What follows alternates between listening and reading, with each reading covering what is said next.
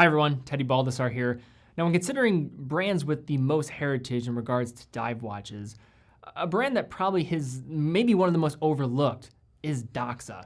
And today we're not necessarily looking at a watch that has the greatest history when connecting to the brand, but a newer release from the brand with the Sub 200, a watch that I've definitely wanted to feature on the channel for quite some time. We're gonna be doing so. So let's get colorful. Let's look at the Doxa Sub 200, as they're probably some of the most fun you can have in a dive watch for around $1,000.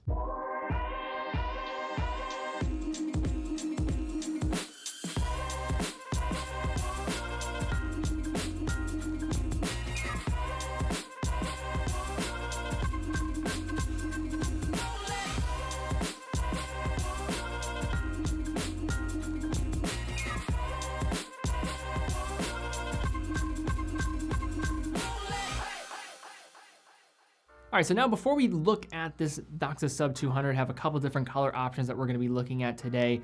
I want to just mention an awesome blog that we came up with for dive watches. So over 30 dive watches. Definitely check it out in the description down below. Took quite a bit of time to put together, pretty comprehensive, and I think you'll probably find something that maybe you haven't heard of or maybe wasn't completely on your radar, or maybe learn something new. So definitely check it out, teddybaldessar.com on the blog. So it'll be linked in the description down below. But as I mentioned in the intro, Doxa is a brand with a ton of heritage in the world of diving. So let's take a little bit of a peek at what is this brand all about, and maybe just getting a bit more familiar with them. Now, Doxa is a brand that is unquestionably an icon to lovers of dive watches, but perhaps more of an unknown quantity for those with less aquatic tendencies. With a fun and colorful collection and interesting history, Doxa has a loyal following and a signature design language best exemplified by their Sub collection, and all of which stem from the brand's first dive watch, the Sub 300T, released at Baselworld back in 1967. In the late 1960s and 70s, Doxa Sub dive watches were a mainstay on scuba boats and in dive shops thanks to their legibility, good looks, durability, and no decompression limit bezel, a feature with real utility for divers of the period. Now, Doxa also is a dive watch innovator, having been early in developing the helium escape valve for saturation diving around the same time as Rolex. However, despite its legitimacy as a diver's watch, the Doxa Sub is perhaps best known for its fictional exploits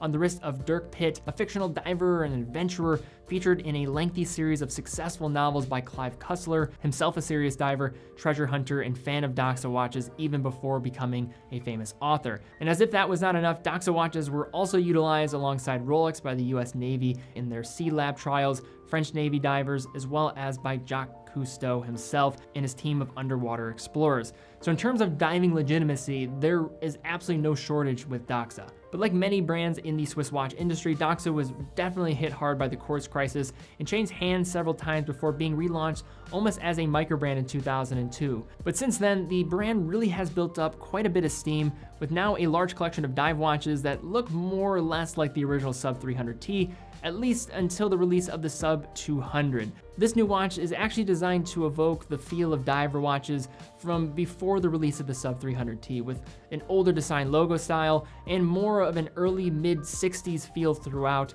while coming at a very attractive price point and a variety of colors to look at. Now, when one considers Doxa, what is the primary color, and they're certainly a colorful brand to say the least, it's going to be looking at their Diver Professional, their orange dial that is just so eye-catching and very synonymous with the brand. Today we're going to be looking at predominantly two other Sub 200 models with the turquoise as well as the yellow dial option, but we also have a Seagraph here in our possession that we can kind of just go to show what that orange and just color it really does and evokes when seen on a dive watch like these. And I think this color and this profile really does demonstrate the fun behind this brand at the end of the day. But first, looking at a breakdown of the specifications here, we have a case size of 42 millimeters on these Sub 200s, thickness 13.7 millimeters, lug width of 19 millimeters, lug to lug of a very compact 46 millimeters, movement is an automatic ETA 2824-2, water resistance 200 meters, crystal is sapphire, also getting a sapphire bezel insert, and the price on the rubber strap is gonna be $950, and if you go for the beads or vice bracelet, $990. Now this stainless steel sub 200 case is something entirely new and I guess old, and completely different compared to the sub 300 style, with a 42mm width at the bezel and a 13.7mm height owed largely to that dome sapphire crystal. Doxa, in their typical fashion, have again utilized a surprisingly compact lug-to-lug distance, 46mm, that makes this sub 200 wear closer to that of a 40mm watch, which is refreshing, and I would have no reluctance in wearing this, and I think a lot of other people would have no issues as well as having this one on the wrist without any hitches. And while the aforementioned height of 13.7mm is nothing to sneeze at, it's mostly coming down as a result of that well-executed crystal, and Doxa does a very good job in developing a step case architecture with faceted sides to make the watch appear even thinner when strapped onto the wrist. Adding to the really solid wearability is the Beads of Rice bracelet. And if you're unfamiliar with Doxa's lengthy relationship with this style of bracelet, it should be said that Doxa's Beads of Rice is as good as any, especially for the price in which this one is falling. Balancing a vintage look with solid screwed in links. One downside is the clasp is stamped, but it is solid feeling compared to others of this stamp variety, and comes with a diver's extension as well. The natural rubber strap option for these watches is also well done, but for an extra $50 the bracelet costs, it's honestly a must to get. Focusing on the case finishing for a moment, the Doxa Sub 200 has some classic lines that resemble the general shape of the Omega Seamaster 300 of old, including a mix of brushed and polished surfaces, a charming bevel that travels the entire side of the case, as well as a set of twisted style lugs and recessed end links set within the 19mm gap between. Now, Doxa screw-down crown is signed with the Doxa Fish logo and is set deeply within the case, making the use of crown guards feel unnecessary while adding some protection in the process. Perhaps the highlight of the Sub 200 and the biggest point of differentiation from the rest of Doxa's collection is the more vintage-style diving bezel as opposed to Doxa's usual bezel, here being executed with a lume sapphire insert that is a major addition to the value proposition already strongly emanating from this watch. Unfortunately, the aged-looking cream lume used in some of these bezels might turn some people off, and it isn't as strong as maybe perhaps wanted or maybe foreseen from a watch like Doxa, which is a bit of a bummer, but ultimately is not a huge deal, especially given the price. The bezel rotates unidirectionally and is 120 click with absolutely no play detected in the two versions that I have in my possession here, but with a brand with diving heritage like Doxa, this is not much of a surprise. Now, with the inclusion of the sapphire dome crystal, which is made to emulate the acrylic diving crystals of old, and then having that sapphire insert basically makes this entire front of the watch full sapphire and will really help with the durability front of resisting scratches.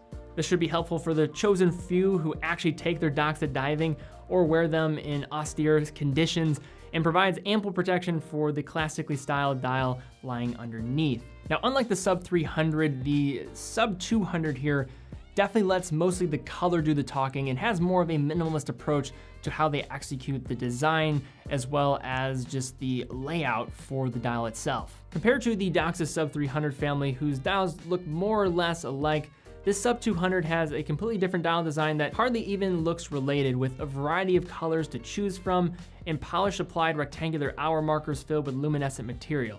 The hour and the minute hands are blackened in a thick pencil style, again filled with superluminova. Minute markings are printed with simple hash marks, and the date window is also surrounded with a printed outline in the traditional 3 o'clock position.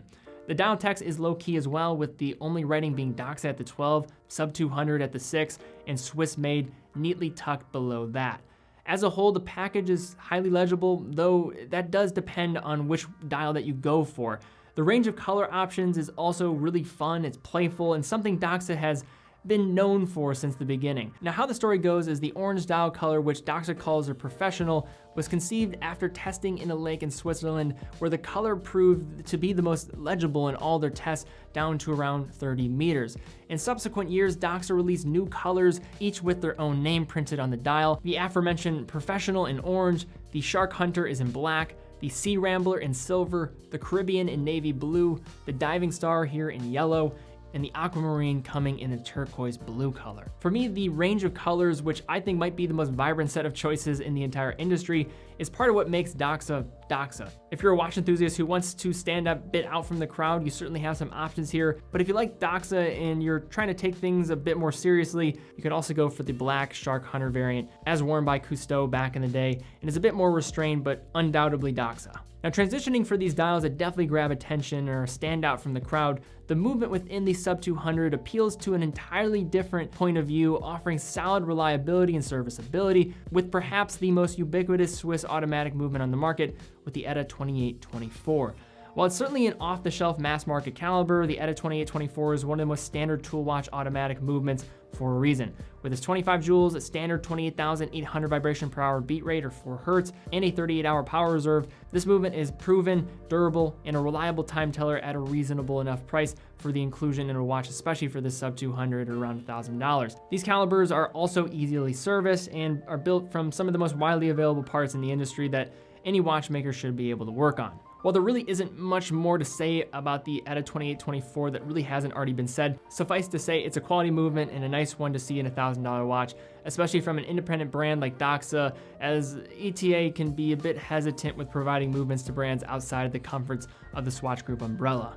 Now, the Doxa Sub 200 is a watch that I'm a huge fan of and have been for quite some time. I've mentioned it a lot in my Building a Watch Collection series in the past, and I just think the mix of colors, the diving heritage, and the price point for the Sub 200 is a perfect gateway into the world of Doxa, a brand that's not necessarily for everybody, and to cough up, say, $2,000 for a Doxa watch when maybe the colors aren't maybe perfectly in a line for what you're used to or want to go for, I think this is a much more appealing package for a wide variety of enthusiasts out there that want something fun, want something well constructed, want something that actually is significant in regards to a brand that has a ton of history and backstory with diving. Doxa, I think, knocked it out of the park with this release. It's a well-constructed piece, and I think it's just no nonsense, despite really a ton of nonsense happening in the dial in the most best way possible. But a big fan of this one. I don't know what you guys think. I want to see comments down below. What are your thoughts on these Doxa Sub 200? And if you had to pick one of the colors, which one would it be? Leave comments down below. But guys, thank you again so much for watching. If you did enjoy the video, thumbs up, subscribe, hit the bell icon. What other watches would you like me to cover? This Doxa Sub 200 was definitely on my short list for 2021, so very excited to be doing it. In addition to that though, head over to teddybaldisar.com, check out the different watches that we have available, full authorized dealer of 30 brands, quick and fast fulfillment, full authorized dealer of those brands with a full factory warranty, so you are covered. If something goes wrong, you don't have to worry about it and pay the bill. In addition to that, we also offer price match, so if one of our watches on our store is available at another authorized dealer for cheaper, you fill out the form on the product page and we'll give you a call. And finally, 9 out of every $10 that we generate from our store goes right back into the content that we're creating here. And finally, make sure to follow us on Instagram, stay up to date with the content, follow the additional review channel. Some of you guys probably have not even heard about that channel yet. Definitely go follow it. There's a ton of videos going out on that channel as well, about 5 videos a week on that channel on average. So definitely head over there, Teddy Baldisar Reviews. Also, if you go to this profile on this channel, go over to the channel section, you'll be able to see it very easily. But guys, thank you again so much for watching. Be well, and I'll see you all very soon.